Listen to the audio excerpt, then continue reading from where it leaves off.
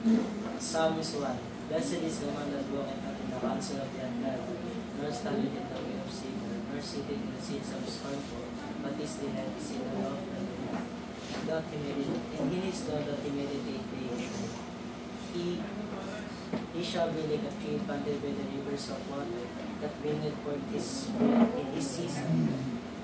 His leaf also shall not be withered, and whatsoever he doeth it shall prosper. The ungodly are not so, but are like a child which the wind gathereth. Therefore the ungodly shall not sit in the day of judgment, nor sinners in the congregation of righteousness.